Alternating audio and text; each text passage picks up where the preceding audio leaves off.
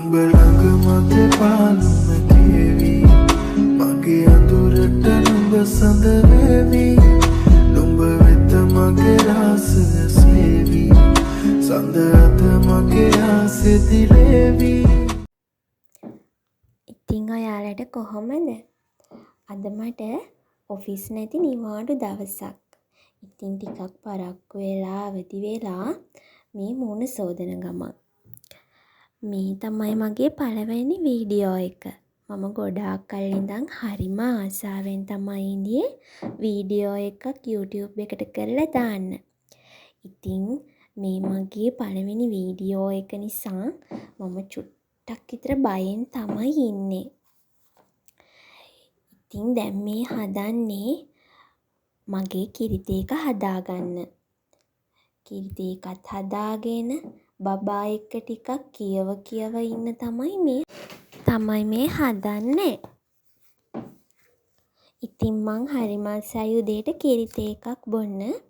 මම දන්නවා ඒක හොඳ නෑ කියලා. ඒත් මම ගොඩාක් ආසයි කිරිත එකක් බොන්න. හැමදාම උදේට ඉතින් කිරිත එකක් හදාගෙන බිස්කට් එකක් පොඟවගෙන කන එක ඉතින් මට වෙනමම හිතට නිදහසක් වගේ මට දැනෙනවා. ඉතින් කිරිත එකත් බීලා අපි මේ කියව ඉඳලා උදේට කන්න මොනවා හරි හදාගන්න ඕනිනේ. අපි දෙන්න කතා වුණේ උදේට පැස්තා එකක් හදනවා කියලා. කැරට් ගෙදර තිබ්බා නිවිති ටිකක්, නිවිති කොළ ටිකක් දාලා ලූණු, චීස්, බිත්තර ඒව දාලා පැස්තා එකක් හදාගන්නවා කියලා හිතාගත්තා. ඔයාලා ඉතින් පැස්තා හදන විදිහ දන්නවනේ. දවසක මම පැස්තා හදන විදිහ වෙනම වීඩියෝ එකකින් ඔයාලට අරගෙන එන්නම්. මගේ පළවෙනි වීඩියෝ එක නිසා පුංචි අඩුපාඩුත් ඇති යාළුවනේ. ඒවා මම ඉස්තිරියට හදාගෙන ඔයාලට ලස්සන වීඩියෝ ගේන්න තමයි මගේ බලාපොරොත්තුව. ඉතින් ඔයාලා හැමෝම ලයික් කරනකම් කමෙන්ට් කරනකම් අඩුපාඩු වුණත් කමක් නෑ මට කමෙන්ට් කරලා දාන්න. මම ඔයාලා ලයික් කරනකම් කමෙන්ට් කරනකම් මග බලාගෙන ඉන්නවා. සතිය දවස් 5ම ඉතින් මට ඔෆිස් තියෙනවානේ. උදේ 5ට තමයි මට අවදි වෙන්න වෙන්නේ. 5ට අවදි වෙලා උදේට දවල්ට කෑම දෙකක් හදාගෙන ඔෆිස් අරගෙන යන්න ඕනිනේ. එහෙම ගිහිල්ලා යාළුවොත් එක්ක කෑම කන එකත් මට වෙනමම හරිම ආසයි මං ඒකට. ඉතින් මට චුට්ටක් නිදහස අඩු කෙනෙක්. ඒකයි මං නිවාඩු දවසට ටිකක් වැඩිපුර නිදාගන්නේ 7 විතර වෙනකම්. ඉතින් ඔයාලත් එහෙමද? එහෙම අය ඉන්නා නම් මට පහලින් කමෙන්ට් එකක් දාගෙන යන්න. මල් පව ගැසිල ලම්බේ බලවේ අප සොය අගරේ තරු රංචු ගැසේවී සුරංගනාවියක්වතෝ මලින් නුපන් ලියක්වතෝ තනිවී කිමතෝ අසමි සමාවී.